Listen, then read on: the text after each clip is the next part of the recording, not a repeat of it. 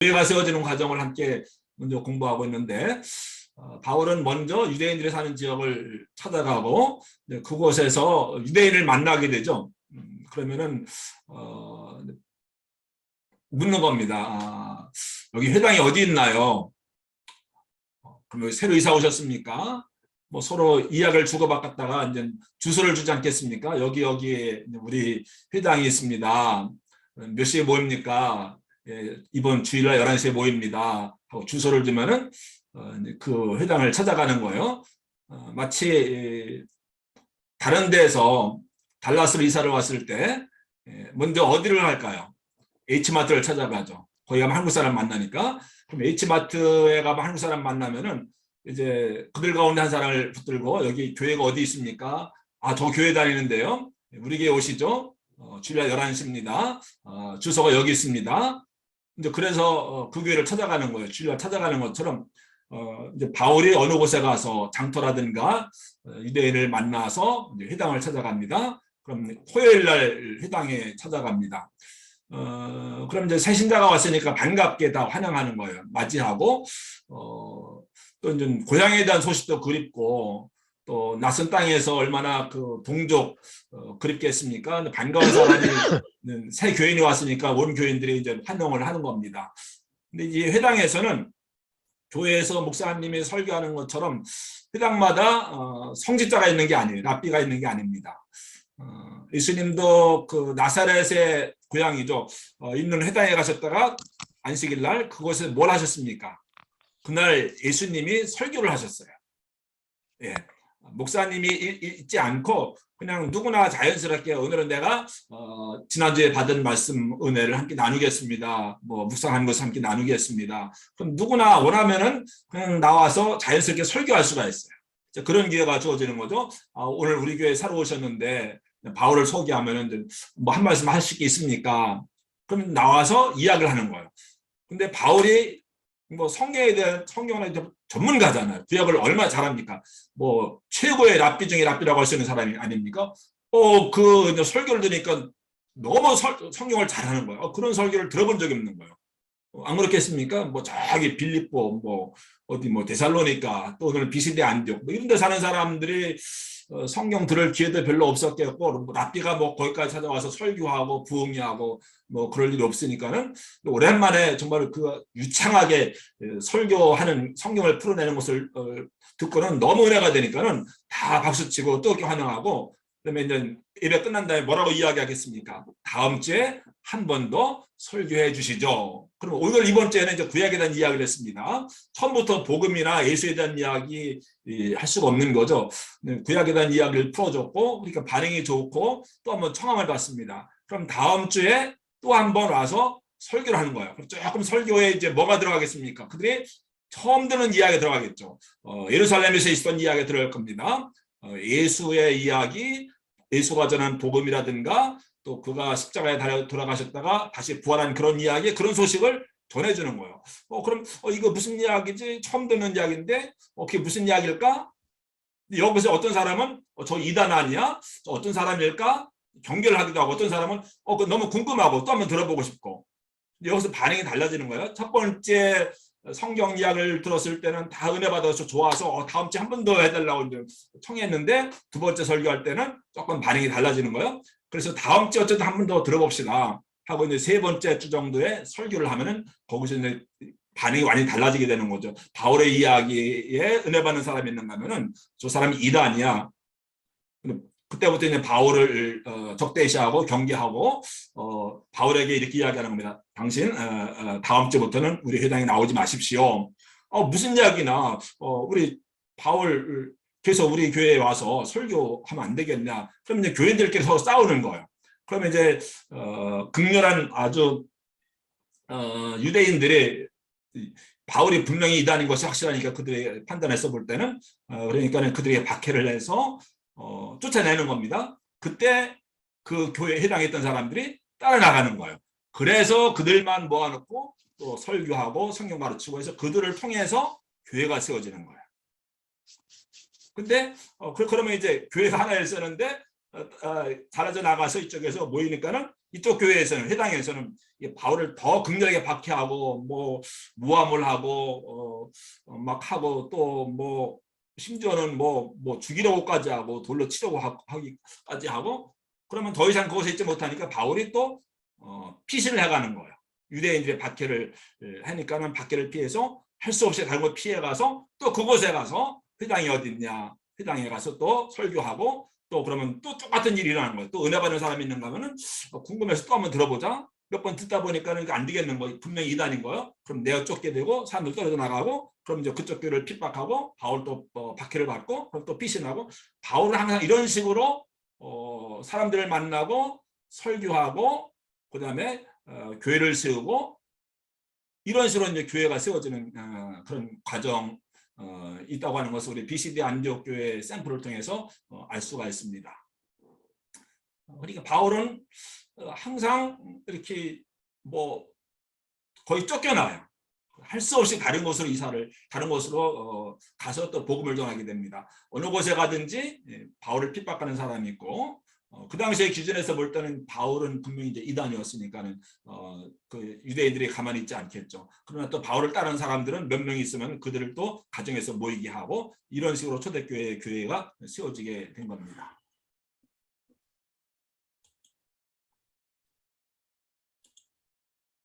그러면 이제 우리 초대교회 하는데 우리 초대교회로 돌아가자 뭐 이렇게 이야기들 많이 합니다.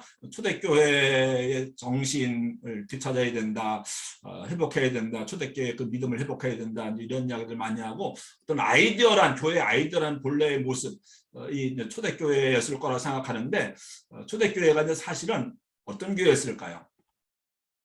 우리가 생각하는 것과는 전혀 다른 그런 모습을 띠고 있습니다. 먼저 건물이 없죠. 오늘날 같은.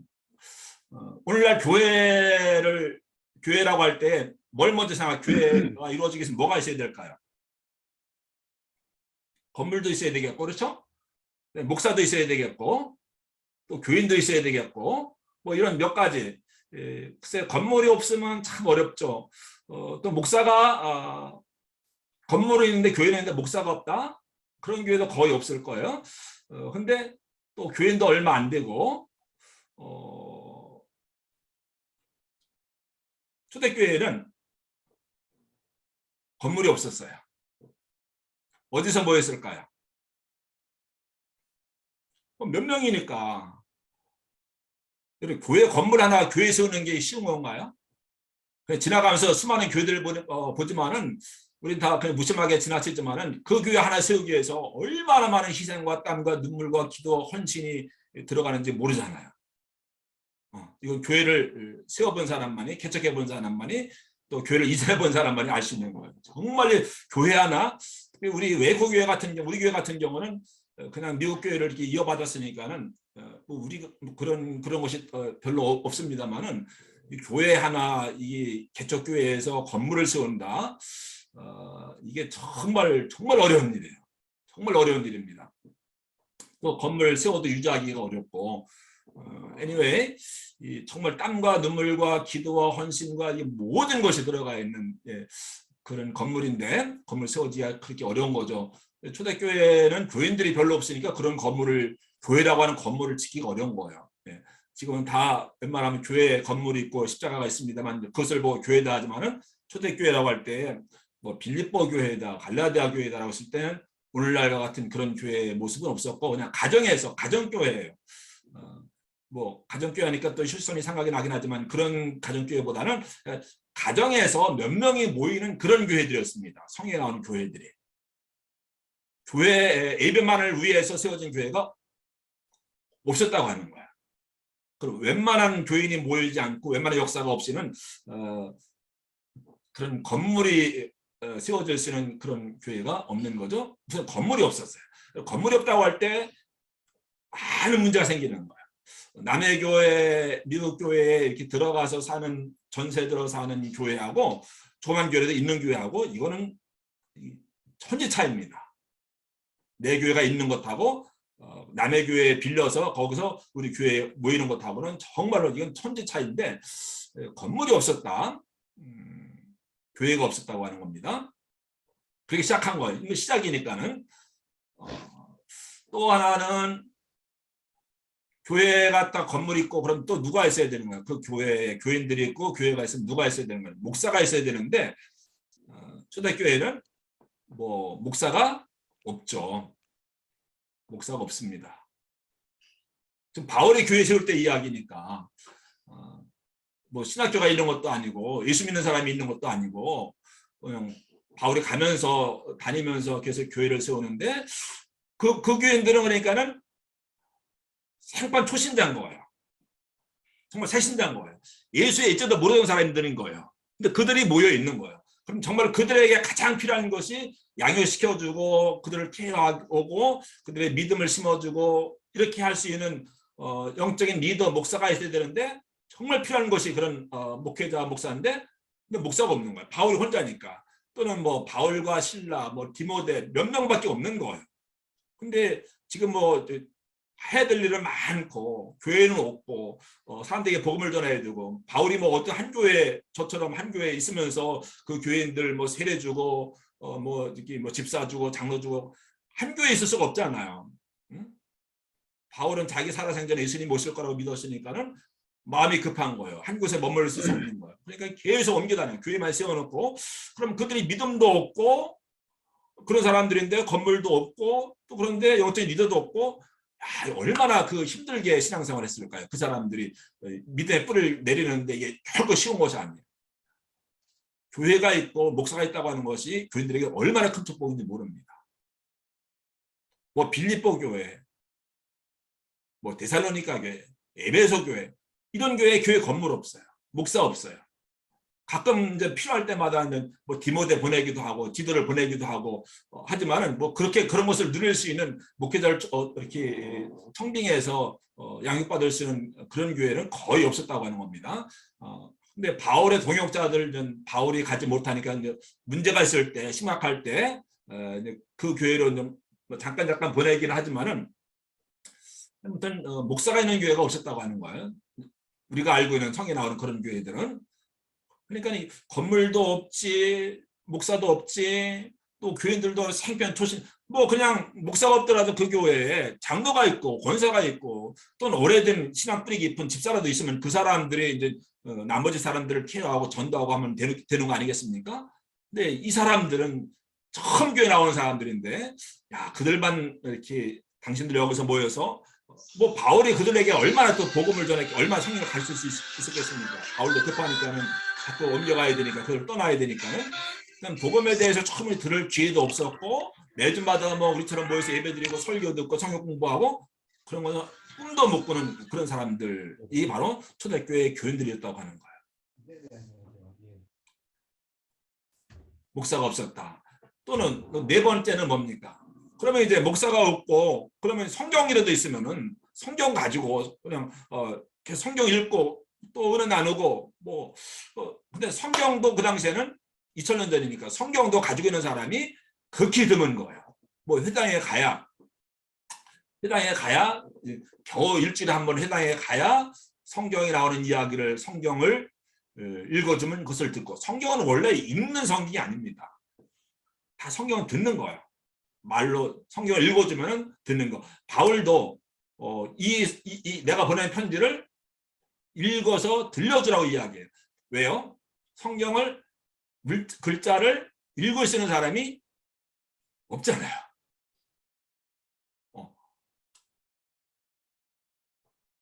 100명 가운데 글자를 읽을 수 있는 사람이 2000년 전에는 3명, 많아야 4명이에요. 책이 없었어요. 성경도 없었어요.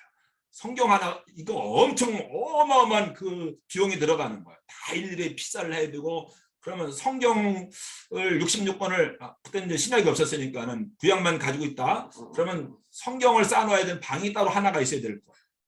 그 뭐 집 몇 채 값이 들어갈 거예요. 성경 다 구입하려면 성경이 없었다고 하는 거. 근데 이제 몇 가지 잘 따라오셨죠? 교회라고 하는 건물도 없고 어디에 갔는데 여러분들이 아프리카 갔는데 교회라는 건물도 없고 당연히 목사님도 없고 또 성경도 없으면 여러분 어떻게 신앙생활을 할까요?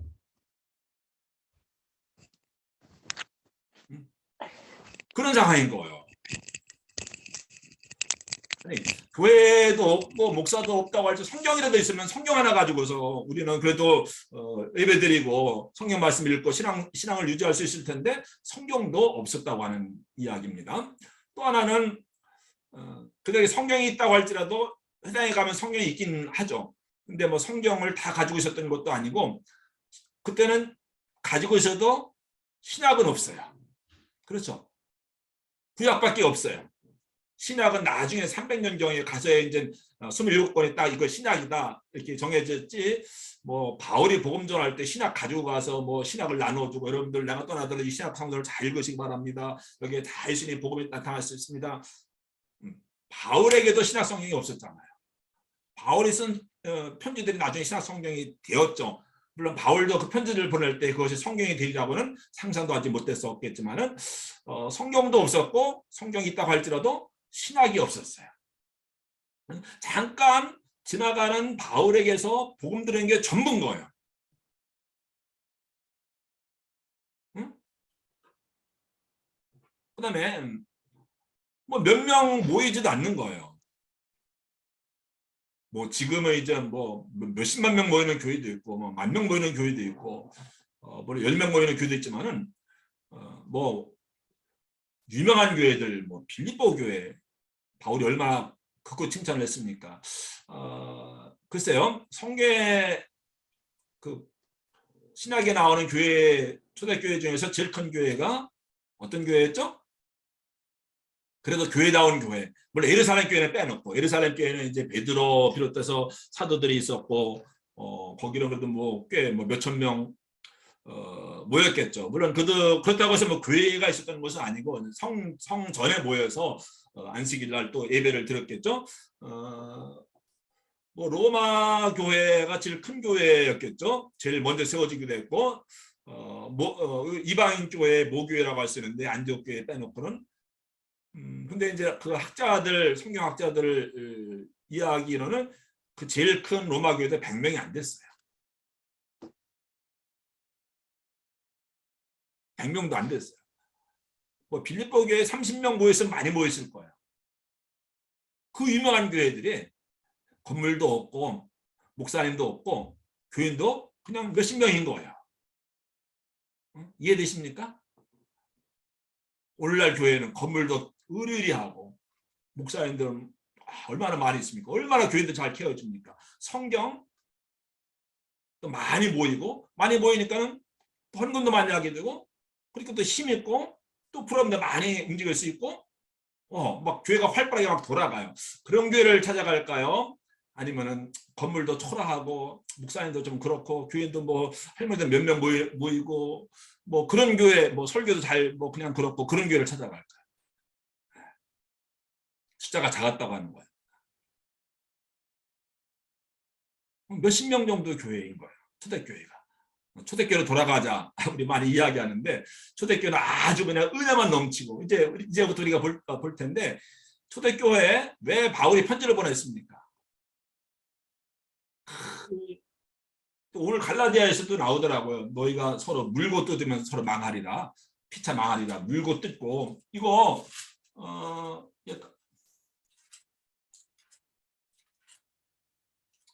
갈라디아서 5장 15절 만일 서로 물고 먹으면 물고 뜯으면 피차 멸망할까 조심하라. 교회 안에 그런 현상이 있었던 거예요. 이들이 뭐 믿음이 좋은 것도 아니고 그렇잖아요. 교회마다 문제가 있어서 그 문제를 해결해 주기 위해서 바울이 자기의 동역자들을 보내기도 했고 또 바울이 못 가니까는 이렇게 여러분들 신앙생활 해야 됩니다. 이러이러한 문제 이렇게 해야 됩니다. 그 편지로 보낸 거잖아요. 그게 이제 성경에 들어오게 된 거잖아요. 그러니까 이게 아이러니한 일이라고 이야기할 수 있을지 모르겠는데 교회가 문제가 많았기 때문에 바울이 편지를 썼고 그렇기 때문에 바울 서신이 오늘 성경 안에 들어와서 우리가 읽을 수 있게 된 거더라고요. 문제가 많을 수밖에 없죠. 목사님도 없죠. 뭐 믿음도 없죠. 성경도 없죠. 갈라디아 교회 오늘도 이제 이따가 이야기하겠습니다만은 마찬가지로 막 어느 게 이단인지 뭐 이 사람은 또 이런 이야기하고 저 사람 저런 이야기하고 모임 숫자가 작았다. 그러니까 힘이 얼마나 약하겠습니까? 뭐 그러니까 또 헌금도 당연히 많지 않았겠죠. 응? 교회가 약한 거예요. 이런 교회 보고 우리 약한 교회라고 이야기하잖아요. 우리 한국 교회도 뭐 선교지도 참 열악하지만 한국 교회도 거의 60% 정도가 목사님 한 분, 목사님 최저 생활비도 못 주는 그런 교회들이잖아요. 응? 헌금도 많지 못하고. 또 지난주에 공부했나요? 교인들 그 당시에는 10명 가운데 3명, 4명이 노예였잖아요.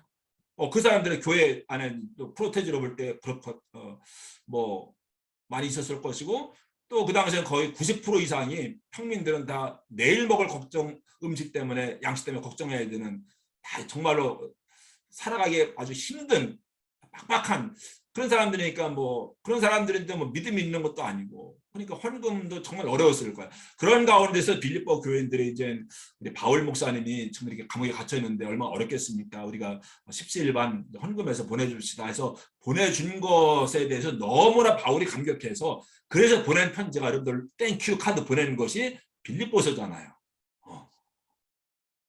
그들이 어려웠다고 하는 것은 오늘날 우리가 어려운 것과는 비교가 안 되는 거예요. 정말 정말 어려운 거예요. 근데 믿음이라도 있으면은 우리가 그래도 헌신한 뭐 이런 거라도 있으면은 그래도 헌금할 수 있는데, 뭐 그런 믿음도 없고, 근데 헌금도 없고, 교회가 얼마나, 교회가 교회로서의 역할을 하기가 얼마나 어렵겠습니까? 8번째, 지금 모든 것이 지금 어려운 거예요. 그냥 그러니까는 이렇게 생각하면 제일 쉬울. 어떤 목사님이, 어떤 전도사님이, 목사님 어떤 전도사님 개척교회 한다고 했을 때 그 모습을, 개척교회 처음 했을 때 그 모습을 생각하면 맞는 거야. 그게 빌립보 교회, 데살로니가 교회, 뭐 이런 교회들. 교인이 개척교회를 했으니까 교인이 누가 있겠습니까? 헌금을 누가 하겠습니까? 그런 교회 누가 오겠습니까? 또 건물도 없죠. 그러니까 목사도 먹고 살기 어렵죠. 그러니까 또 바울처럼 뭐 텐트 메이커처럼 또 일해야 되죠. 뭐 이런 것들. 근데 지금도 한국 교회의 60% 이상이 이런 교회라고 하는 거예요. 또 8번째. 그러니까 뭐 그런 교회에 또 뭐 조직이 있겠습니까? 뭐 우리 감리교처럼 뭐 목회협조위원회가 있고 이런 인선위원회가 있고 뭐 여선교회가 있고 주일학교가 있고 뭐가 있겠습니까? 우리 감리교 너무 조직이 많은데 회의가 너무 많고, 교회에 아무 이런 조직이 없는 거예요. 어느 교회 가는데 우리 교회는 여선교회가 없습니다. 그러면 벌써 그 사람이 어떻게 생각하겠습니까? 이 교회는 뭐 여선교회도 없어, 남선교회도 뭐 활동도 안 해, 뭐 주일학교도 없어, 특별히 주일학교 뭐 이런 거, 조직도 없고 시스템도 없고 프로그램도 없고. 무슨 프로그램이, 오늘날은 뭐 얼마나 프로그램 많아요. 성경 프로그램이라든가 교회학교라든가 교회에 엄청난 이런 프로그램들 막 개발하고 엄청 많은데, 그런 거 아무것도 없는 거예요. 그냥 예배, 뭐 기도, 뭐 성만찬, maybe 그게 다일 거예요. 또 웬만한 교회가 되면요, 이렇게 교회 전통이, 그럼 시스템에 따라서 저절로 이렇게 전통에 따라서 움직여지는데, 뭐 교회 역사가 있는 것도 아니고, 그렇죠? 시스템도 없고, 또 목사님도 없고, 교인도 없고, 헌금도 없고, 뭐 조직이 있어서 뭐, 여러분, 갈수록 가슴이 답답하죠? 1번째, 교리, 신학, 뭐 감리교, 장로교 다 분명한 교회가 있죠. 어떤 기준이 있죠. 신앙생활의 기준이 있죠. 성경을 어떻게 해석해야 되는지 성경 공부를 통해 배우고 있습니다. 뭐 감리교, 뭐 그다음 장로교, 뭐 침례교, 다 교리나 신학이 있어요. 우리 이런 것을 믿는다. 근데 성경도 없는데, 그렇죠? 이런 게 없는 거예요. 그럼 누가 이단이든, 오늘 갈라디아 교회도 마찬가지입니다. 바울이 복음을 전한 것과 다른 복음을 전하는 사람들이 들어오게 된 겁니다. 바울은 떠났죠. 다른 복음 전하는 사람들이 들어와 가지고 하니까 거기서 넘어가는 거예요. 그것을 보고 바울이 분통이 나가지고 화가 나가지고, 그래서 쓴 게 갈라디아서예요. 갈라디아서 보면 바울이 정말 그냥 너무너무 화가 나 있어요. 이 어리석은 갈라디아 사람들, 목사 교인들에게 이 어리석은 집사님 막 해보세요. 이 어리석은 교인들하고 주일날 막 그렇게 막 나와요. 그러니까는 교리의 어떤 기준이 없으니까는 이 뭐가 옳은 것인지 그런 것인지 이걸 모르는 거야. 쉽게 넘어갈 수 있는 거야. 11번째, 우리 교회는 35년 역사가 있습니다. 기독교 2000년 역사가 있습니다. 2000년 역사를 통해서 오늘날 교회가 이렇게 있는 거예요. 전통이 있고 2000년 동안 그 교리가 있고 신학이 세워지고 우리가 무엇을 믿는지 고백하고 그래 뿌리가 깊은 나무 2000년이라고 하는 뿌리가 있는 거예요. 기독교는. 근데 이 당시에는 뿌리가 아직 없는 거예요. 겨우 이제 뿌리를 내리려고 하는 거예요. 뭐 뿌리가 뭐 1년 됐겠습니까? 2년 됐겠습니까? 그 뭐 빌립보 교회, 뭐 데살로니가 교회, 고린도 교회 그들 가운데 예수 믿은 사람 제일 오래 믿은 사람은 몇 년 될까요? 10년 될까요? 20년 될까요? 그러니까는 문제가 많을 수밖에 없는 거예요. 신앙의 연조가 우리는 다 뭐 태어날 때부터 기독교에 태어나고 뭐 적어도 4대, 5대, 6대 때 믿음의 가문을 이루고 있고 예, 신앙의 전통이 있어요. 기독교의 역사가 있어요. 근데 이 당시에는 그런 게 전혀 없는 거죠. 내가 나올 때 있으면 있는 거야. 아직 부모도 교회 안 나오고 전통도 없고 그다음 또 우리 한국 교회는 지금 뭐 150년 전통, 오래된 교회는 뭐 120년 전통 있는 교회 전통을 자랑하잖아요. 전통이 있음으로 인해서 그만큼 든든한 거잖아요. 그리고 13번째 다 처음 있으면 다 채신자들인 거예요. 누가 누굴 케어할 수가 없어요. 신앙에 본을 보일 만한 저 사람 장로님이라도 있으면 그 장로님이 어떤 영적인 리더가 되어지고 저렇게 해야 되는구나 배울 수 있는데 그럴 수 있는 사람이 다 없는 거예요. 다 초신자들인 거야. 그럼 어떻게 예수 믿는 것인지 모르는 거야.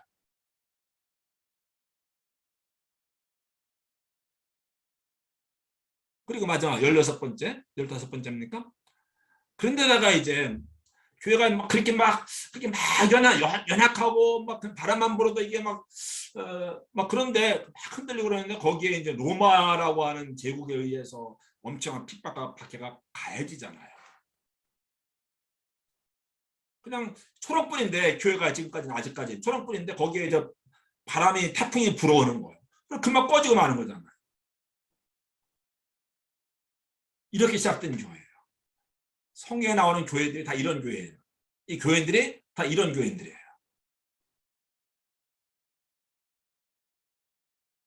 심각해지셨나요?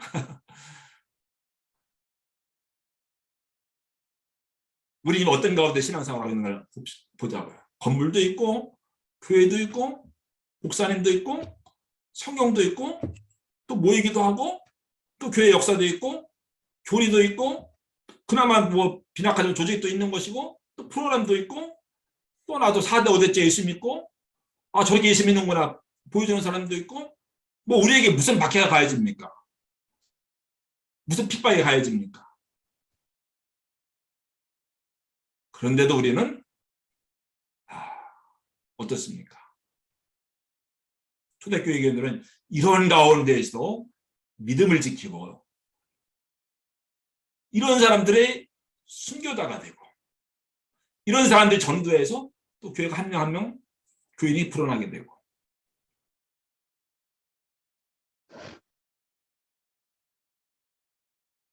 초대교회 뭐 소아시아 7교회 소아시아가 아니죠. 아시아의 7교회 그 교회들 다 이런 교회들인 거예요. 물론 부자 교회도 있었네요. 부자가 나오는 교회들 어떤 교회였었죠? 사대교회 그 동네 사람들 부자였으니까는 또 뜨겁지도 않고 차지도 않고 어느 교회죠? 이상림 목사님 어느 교회죠? 라오디게아 교회. 그거 저기 우리 오늘이 25일이죠? 어제가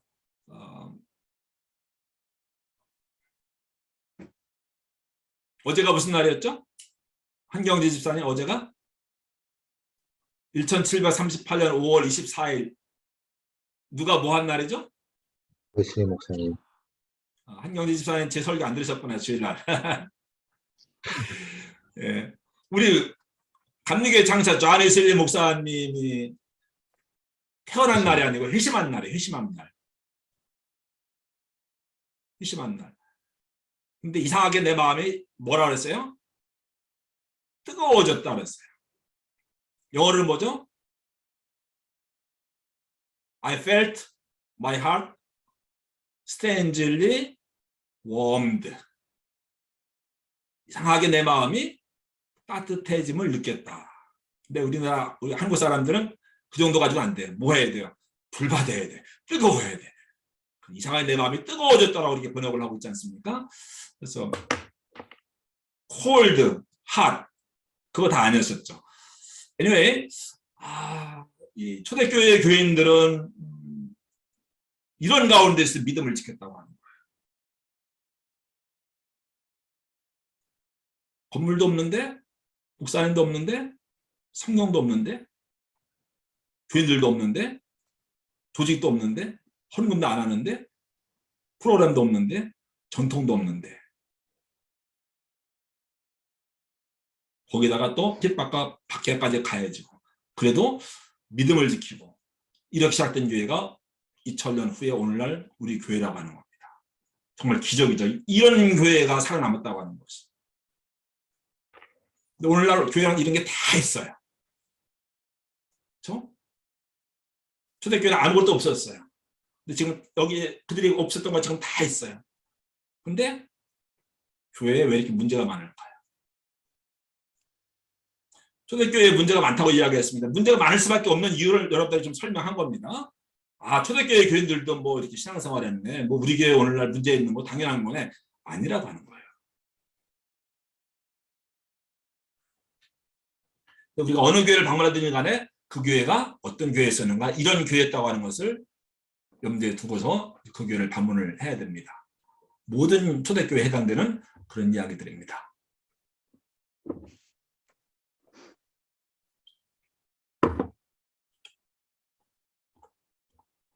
갈라디아 교회. 갈라디아.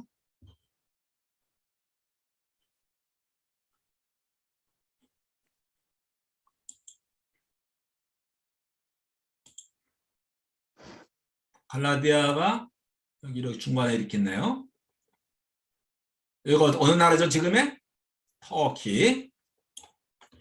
터키의 한 중앙의 갈라디아 지방. 갈라디아에 있는 빌립보 교회 있잖아요. 그건 빌립보에 있는 교회예요. 근데 빌립보는 그 도시 이름입니다. 갈라디아는 도시 이름이 아니고 뭐예요? 그 지역의 이름입니다. 뭐 웨이코에 있는 교회에 편지 안 오니 그건 빌립보에 있는 교회에 편지 안 오니 그런 이야기고 텍사스에 있는 교회들의 편지 안 오니 이것은 갈라디아에 있는 교회들의 편지 안 오니 그런 이야기예요. 이해되셨죠? 한 교회가 아니고 꼭 집어서 한 교회의 문제를 이야기한 것이 아니고 거기 있는 모든 일반적인 교회들의 문제를 가지고 쓴 것이 문제 때문에 쓴 것이 갈라디아였습니다. 갈라디아가 어느 곳에 있는가?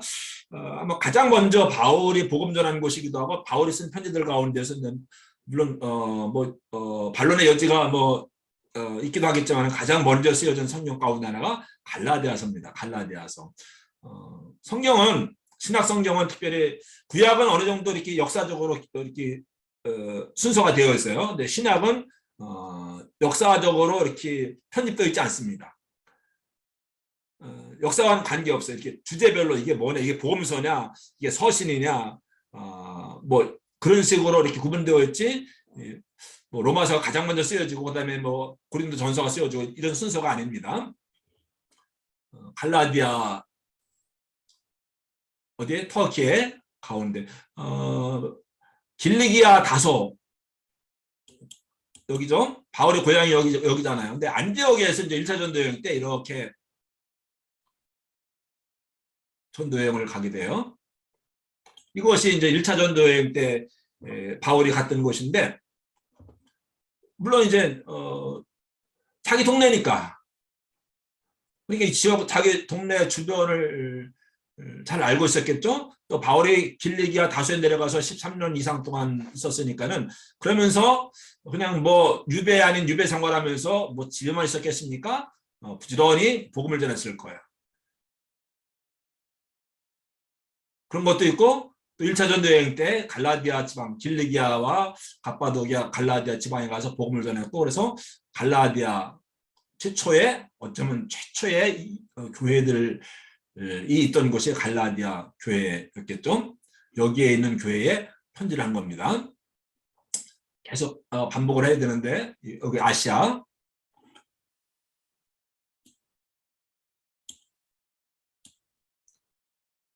아시아에 있는 교회들의 편지한 게 뭐예요? 요한계시록에 나오는 7교회 이야기, 초대교회 7교회. 초대교회 하면 우리는 어떤 교회들을 생각합니까? 바로 요한계시록 2장과 3장에 나오는 그 소아시아 7교회를 생각하잖아요. 근데 그 교회들보다 뭐 빌립보서라든가 뭐 갈라디아서라든가 이런 고린도전서라는 이것이 훨씬 더 먼저 세워진 교회들이에요. 먼저 세워진 교회들입니다. 더 유명한 것은 아시아에 있는 7교회죠. 요한계시록 때문에 우리에게 이 교회들보다 먼저 세워진 교회들이 우리가 알고 있는 빌립보, 뭐 데살로니가 이런 교회들입니다. 갈라디아에 있는 교회 편지를 보내는 오늘날의 터키.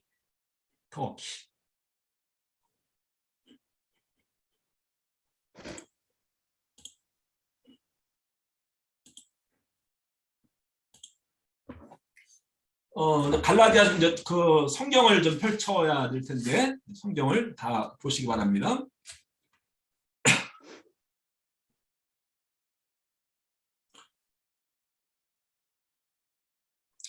다 읽어오셨죠? 갈라디아서. 그냥 요즘에는 오디오 성경도 많아가지고 드라마식으로 이제 읽어주는 오디오 성경들 있지 않습니까? 꼭 그 다음 주에는 어느 교회 합니다. 그러면 그 편지를 꼭 읽어오시기 바랍니다. 갈라디아서 로마서의 축소판인가 할 정도로 내용이 그 율법과 믿음에 관한 이야기인데 주제가. 근데 1장 6절에 보면은 1장 6절 갈라디아서 1장 6절에 보면은 그리스도의 은혜로 너희를 부르신 이를 이같이 속히 떠나 다른 복음을 따르는 것을 내가 이상하게 여기노라. 그래서 편지 쓴 거야. 너희가 어떻게 그렇게도 쉽게 그렇게도 빨리 내가 전한 복음을 떠나서 다른 복음에 넘어갈 수 있느냐. 편지 쓰자마자 1장 1절부터 5절까지는 뭐 이렇게 형식적으로 여러분 잘 지내시죠. 뭐 그냥 이거 그냥 영혼 없는 그냥 지금 그 이야기가 아니고 1장 6절부터 다짜고짜 이야기하잖아요. 다짜고짜 따지잖아요. 화가 얼마나 나 있는가를 볼 수 있지 않습니까? 내가 이상히 여기노라. 이건 아주 점잖은 표현이겠죠. 속시 아니 내가 당신들에게 어떻게 했는데 그게 쉽게 넘어갈 수 있습니까? 뭐에? 다른 복음에 관한 이야기입니다. 다른 복음에 교인들이 쉽게 넘어가는 것에 대해서 바울이 화가 나서 편지를 쓴 것입니다. 3장 1절 보세요. 3장 1절. 뭐라고 그럽니까? 어리석도다. 이 갈라디아 사람들아. 응?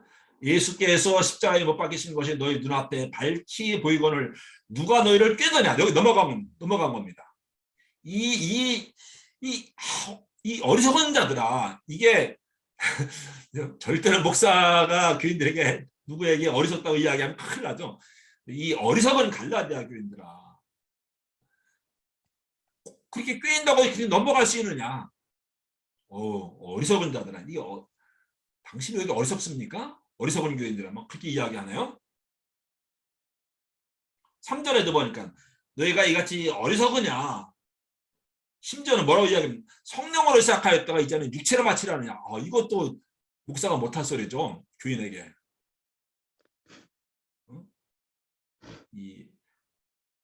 왜 이렇게 어리석어요? 여기 너희가 어떻게 어리석을 수 있느냐. 4장.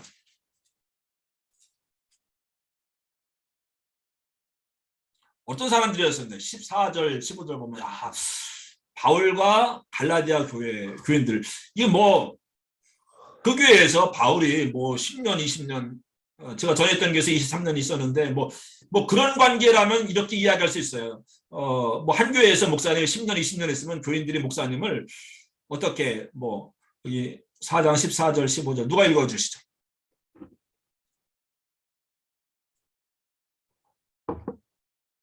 읽어주세요. 14절. 너희를 시험하는 것이 내 육체에 있으되 이것을 너희가 없인 여기지도 아니하며 버리지도 아니하고 오직 나를 하나님의 천사 또는 그리스도 예수와 같이 영접하였도다. 갈라디아 교인들이 바울을 어떻게 생각했습니까? 바울에게 단점이 있었죠. 그래서 그것 때문에 교인들이 뭐 저래 뭐 시험에 들 수도 있었는데, 근데 그렇다고 해서 바울을 업신여기지 않고 어떻게 했습니까? 나를 하나님의 천사처럼 여겨. 야, 교인이 목사님을 천사처럼 여기면 얼마나 야 업신여길 수도 있는데 업신여기지 않고 천사처럼 여기고, 또 하나는 뭐예요? 예수님처럼 그렇게 대했다는 거예요. 교인들이. 부럽네요. 15절 마지막에 보면 너의 눈이라도 빼어서 나에게 주었으리라. 혹은 이 바울이 육체의 가시가 뭐 안질이었다라고 뭔지는 몰라요. 근데 그렇게 이해하기도 하는데, 눈 때문에 고생하는 것을 보고서 내 눈이라도 빼어서 바울 목사님에게 드리면 좋겠는데, 그렇게 이해하겠다는 거예요. 눈이라도 빼어서, 가장 귀한 것을 빼어서라도 주고 싶을 정도로 그런 관계였었는데, 그랬는데 지금 어떻게 되었습니까? 넘어간 거예요. 거기에 대해서 화가 난 거예요. 어떻게 그럴 수 있느냐. 목사와 교인과의 관계가 여기 부럽네요. 4장 20절, 4장 20절 남목사님 읽어주세요. 내가 이제라도 너희와 함께 있어 내 언성을 높이려 함은 너희에 대하여 의혹이 있음이라. 내가 좀 내 언성을 높이겠다는 얘기예요. 이게 빌립보서 같은 경우는 너무 바울이 그냥 고마워가지고 땡큐 막 이런 건데, 갈라디아는 너무 단단히 화가 나 있는 것을 볼 수가 있죠. 화가 나서 편지를 쓴 겁니다. 그래서 내가 좀 큰 소리 좀 하겠다. 내가 좀 해야 될 말을 하겠다. 내가 언성을 높이겠다. 언성을 높여서 쓴 편지. 5장 15절 보면은 교인들에게 만일 서로 물고 뜯으면 피차 멸망할 거 여러분 조심하십시오. 이런 말 하기 참 어렵잖아요. 그런 교인들이 있었다는 이야기예요. 지금 이것도 문제였던 겁니다. 이런 문제가 있었던 거예요. 그런데 그렇게 이야기하네요.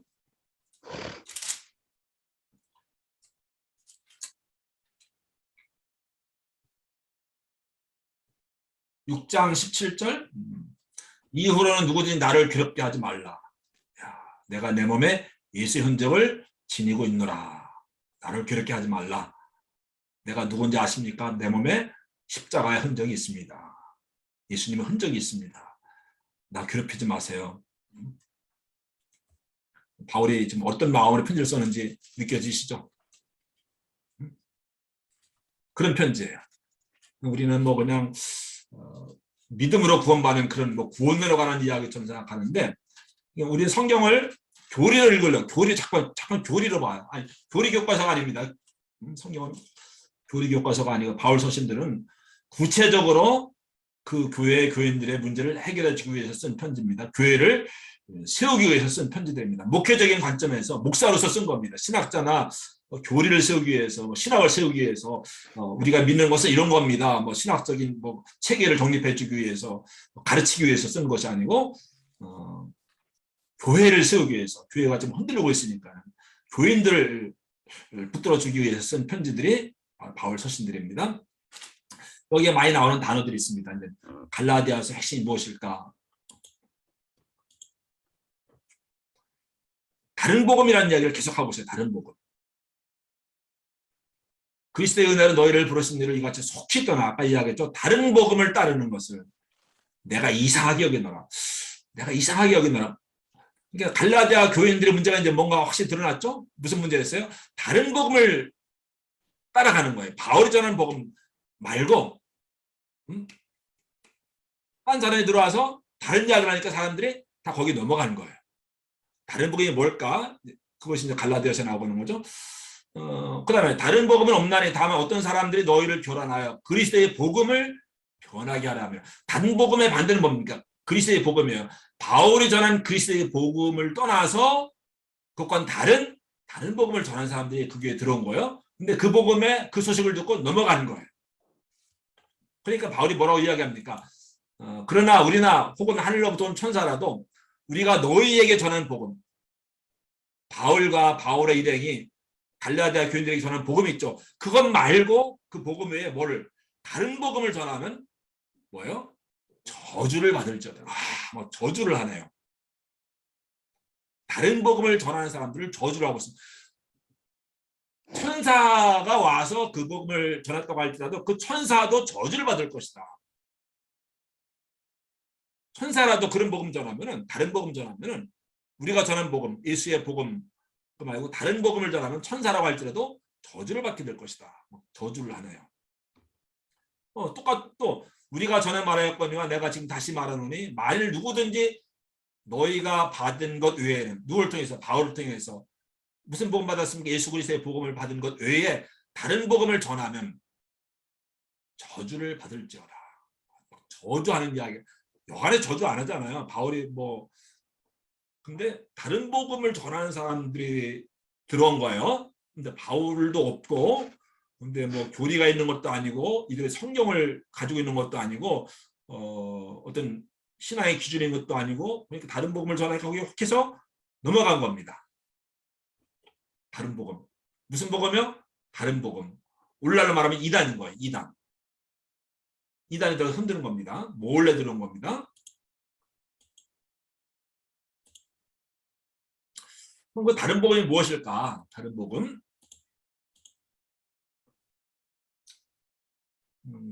시작. 사람이 의롭게 되는 것은 율법의 행위로 말미암음이 아니요 오직 예수 그리스도를 믿음으로 말미암는 줄 알므로 우리도 그리스도 예수를 믿나니 이는 우리가 율법의 행위로서가 아니고 그리스도를 믿음으로써 의롭다함을 얻으려 함이라. 율법의 행위로서는 의롭다함을 얻을 육체가 없느니라. 갈라디아서 2장 16절. 너무 유명한 말씀이죠. 여기에서 제가 빨간 글씨로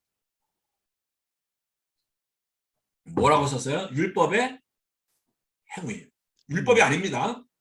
율법의 행위는 율법을 지키는 것을 이야기하는 것이 아닙니다. 어떤 관용적인 표현입니다. 율법의 행위. 율법의 행위. 율법의 행위. 사람이 의롭게 되는 것은 율법으로 말미암음이 아니요가 아닙니다. 율법의 행위로 말미암음이요. 또 우리가 율법으로서가 아니라 그리스도를 믿으면서 의롭다함을 얻으려 함이라. 그게 아니고 이는 우리가 율법의 행위로서가 아니고 그리스도를 믿음으로써 우리가 의롭다함을 얻는 것이다.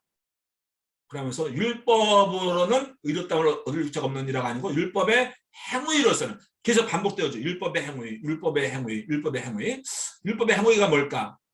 일단은 율법을 행하는 것을 이야기하는 것은 아닙니다. 율법과 율법의 행위를 구분할 수 있어야 됩니다. 근데 여기 바울은 여기서 율법의 행위를 이야기를 하고 있는 거예요. 또 로마서, 이건 지금은 갈라디아서죠. 근데 로마서 3장 20절 보겠습니다. 로마서에서도 같은 이야기를 합니다. 그러면 율법의 행위로 그의 앞에 의롭다 하심을 얻을 육체가 없나니 율법으로는 죄를 깨달음이라. 여기 율법의 행위가 나오죠.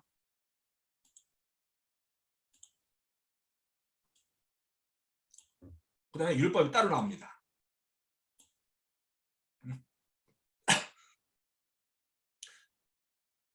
뭐가 좀 구분이 있는 거죠. 율법의 행위로 그의 앞에 의롭다 하심을 얻을 육체가 없나니 율법으로는 죄를 깨달음이니라. 또 마지막 갈라디아 3장 2절을 보면 너희가 성령을 받은 것이 율법의 행위로냐 혹은 듣고 믿음으로냐. 여기서 믿음의 반대를 뭐라고 이야기하는 건 율법의 행위로. 그렇죠? 여기서도 율법의 행위로가 아니고 믿음으로. 율법의 행위가 아니고 믿음으로. 그렇죠? 율법의 행위와 믿음. 율법의 행위와 믿음. 서로 반대되는 것을. 율법의 행위가 아니고 믿음으로다. 근데 왜 율법의 행위를 쫓으라 하느냐? 율법의 행위로는 아무도 의롭다함을 얻을 수가 없다. 너희가 성령 받은 것이 율법의 행위로냐? 혹은 믿음으로냐? 율법의 행위와 믿음. 율법의 행위를 계속 강조를 하고 있습니다.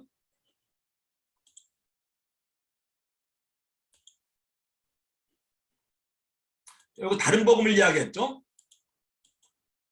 다른 복음을 따르는 사람들이 있는 거예요. 다른 복음을 전하는 사람들이 들어온 거예요. 거기 넘어간 거예요. 그래서 바울이 지금 갈라디아서를 쓰고 있는 거예요. 그 이야기하면서 뭘 따지냐면 바로 당신들이 우리가 이렇게 되고 우리가 구원받은 것이 율법의 행위로 말미암은 것입니까? 믿음으로 말미암은 것입니까? 우리 성령 받은 것이 율법의 행위로 말미암아 받은 것입니까? 믿음으로 말미암은 것입니까? 이야기하는 거예요. 다른 복음. 근데 그 다른 복음이 무엇일까? 율법의 행위를 강조하는 거예요. 믿음이 아니라 율법의 행위. 그럼 다른 복음과 율법의 행위를 이야기했습니다. 그럼 율법의 행위가 뭘까? 아직 3분밖에 남지 않았는데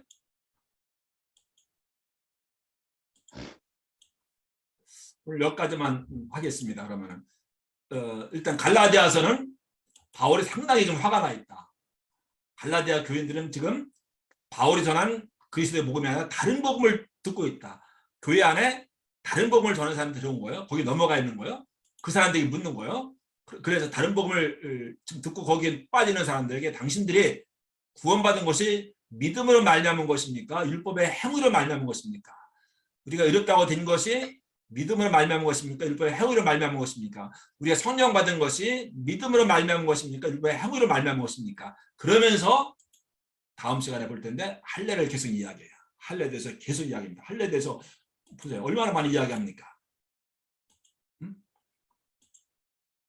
그러면 다른 복음은 뭐냐면 율법의 행위를 증거하는 그걸 전하는 거예요. 그 율법의 행위가 무엇일까? 다음 시간에 하겠습니다.